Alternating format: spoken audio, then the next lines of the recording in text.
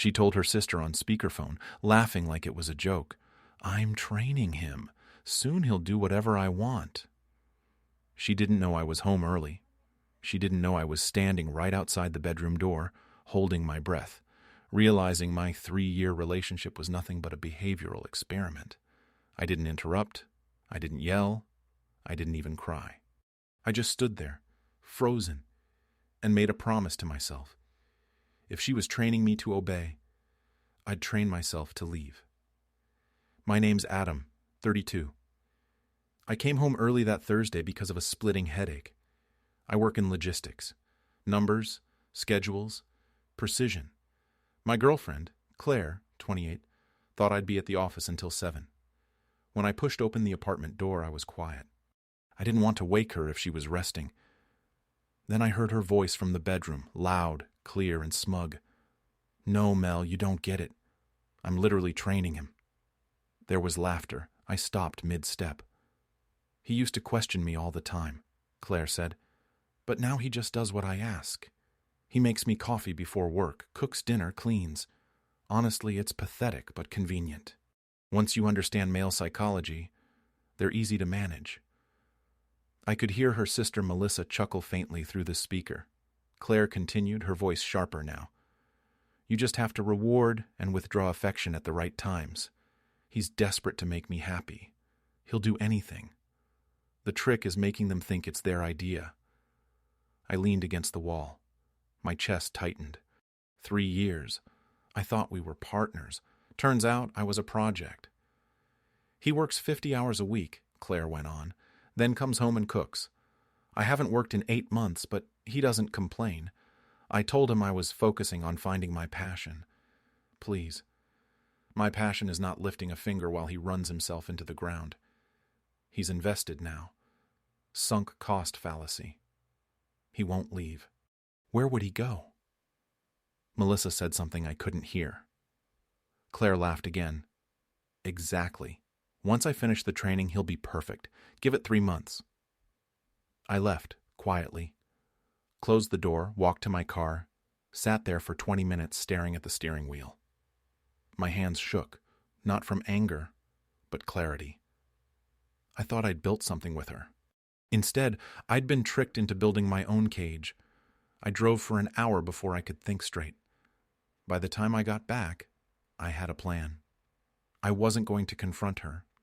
People like Claire don't admit what they do. They just get better at disguising it. I'd play along, then disappear. When I walked back in that evening, she was on the couch scrolling through her phone. "Hey, babe," she said without looking up. "You're home early." "Migraine," I replied. "Figured I'd work from home tomorrow." "Good. Can you make that pasta I like? The one with the roasted tomatoes?" "Sure." I cooked. We ate. She talked about her friends. I smiled, nodded. Inside, something had snapped quietly and permanently. That night in bed, I stared at the ceiling and mapped everything out. The lease was up in 3 months. My name was on the utilities. The furniture was mostly mine from before we moved in. I had savings, enough for a deposit on a 1-bedroom. The next morning, during lunch, I started looking. By Friday, I'd applied. Approved by Wednesday. Claire had no idea. I began to withdraw, slow and deliberate. No sudden moves. I stopped making her morning coffee. When she asked, I said I was running late. I started cooking just my own meals. When she questioned it, I said I was trying a new meal plan. "You've been acting weird," she said one night. "Just tired. Don't take it out on me." "I'm not." She gave me that calculating look, the one I used to mistake for concern. "You need to be more present in this relationship." "I'm here," I said. "Are you, though?" She tilted her head, testing which button to press next. The guilt, the threat, the charm. "Just tired," I repeated. She softened instantly. "You work too hard. Maybe we should plan a weekend away." Maybe. But I already knew I wouldn't be there by then. Over the next weeks, I prepared.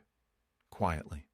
I opened a new bank account, rerouted my paycheck, kept only enough in our joint account to cover my half of rent and utilities. I started reconnecting with friends she'd isolated me from.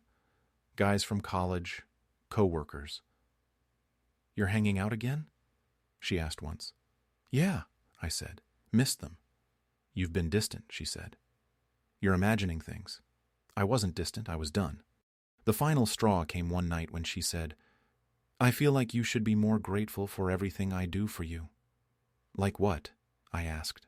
She blinked. Excuse me? You said you do a lot for me. I'm just asking what that is. Wow, she scoffed. That's really unkind. So is training your partner, I thought but didn't say. By then I was past the need for explanations. When the move day came, I took off work, told her I had an early meeting. By noon, I had the keys to my new place. At 3 p.m., I started packing. When she walked in at 4:30, she froze. Adam? Hey, what are you doing? Packing. For what? Moving out. You're joking. No. You can't just decide that. I already did. Her tone switched instantly. Is this about that fight last week?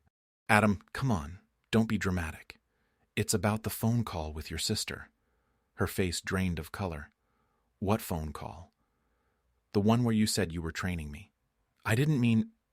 You did. And you were right about some of it. I was trained. I did everything. But you were wrong about one thing. You said I was too invested to leave. Her mouth opened, but no sound came out.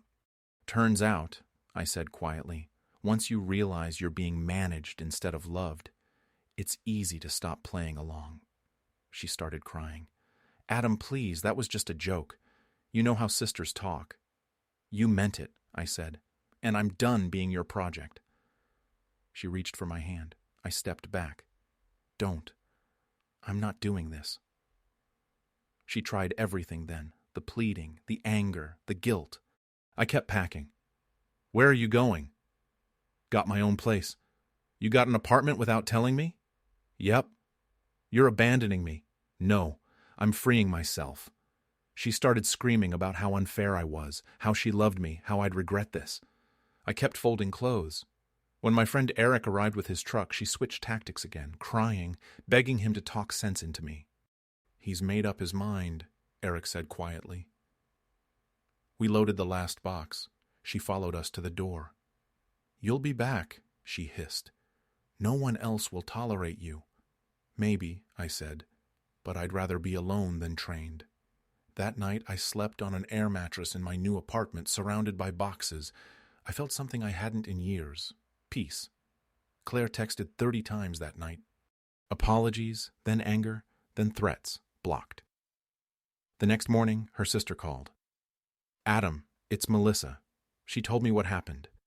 Did she tell you I heard the whole thing? Silence. That was out of context, she said finally. There's no context that makes that okay. She loves you, Adam. She's devastated. She loved control. I'm done. You're being immature. Goodbye. Blocked. For a week, silence. Then she showed up at my office. Security called up. I told them to turn her away. That night, she was waiting by my car. This is harassment, I said. I just want to talk. We have nothing to talk about. You're throwing away 3 years over one conversation?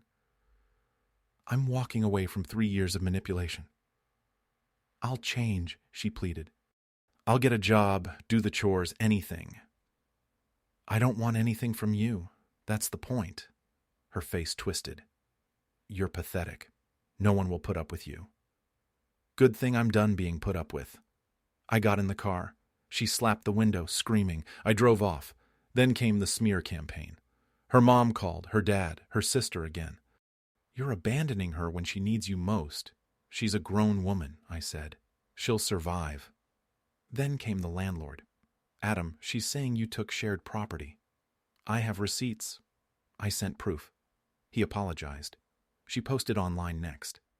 A long, vague paragraph about narcissistic abuse and being financially trapped. Anyone who knew us saw through it. I didn't defend myself. Silence is louder. Then one afternoon I ran into someone. Sophie. We'd worked together years ago. Adam? Wow, you look different. Yeah, I said, finally sleeping again. We grabbed coffee, talked for hours. It was easy. No games, no rules, no invisible scoreboard. A week later, we met again.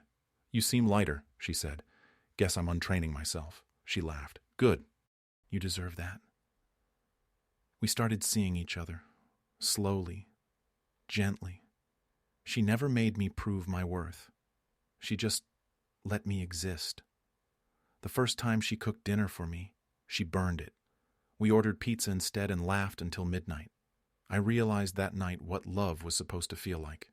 Peaceful, not performative. Then Claire found out. One of her friends saw us together. New number, new texts. "So you did have someone else." Blocked. "You're disgusting." Blocked. She showed up at the bar Sophie and I were at, red-faced and shaking. "You lied to me." "We broke up over a month ago," I said calmly. "You said there was no one else." There wasn't. Sophie stepped beside me. "Hi, I'm Sophie. Maybe time to move on." Claire glared. "You don't know him. He'll ignore you for his work." Sophie smiled softly. "Then at least I'll know it's because he's busy, not because he's being trained." Security escorted Claire out. Sophie looked at me. "You okay?" "Yeah, just tired of being a case study." "Then don't be." She squeezed my hand. That night, I finally exhaled for the first time in years. Months passed. Claire tried a few more stunts. Calls from blocked numbers, social media rants, even showing up at my building once. Security escorted her out again. Eventually, she gave up. I heard through friends she moved back in with her parents, telling everyone I'd emotionally manipulated her. The irony would have been funny if it wasn't so predictable. My life now is quiet, real. I wake up when I want, cook what I want, leave dishes in the sink if I feel like it. No one grades me for how I fold towels. I play basketball every weekend, read again, even got a promotion at work. My boss said I seem more focused.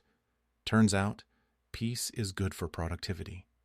Last week, Sophie said, "You know you don't have to earn my love, right?" I paused. Still getting used to that. She smiled. "Take your time. I'm not keeping score." And that's when I realized the only training that ever mattered was the one I gave myself. To leave when love starts to look like control. Claire thought she broke me, but she built my exit. She taught me exactly how to spot manipulation, and that's the one lesson I'll never forget.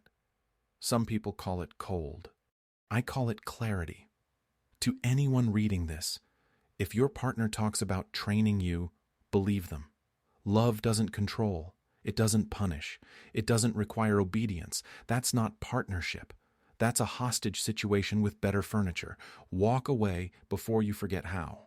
I did, and I've never been freer.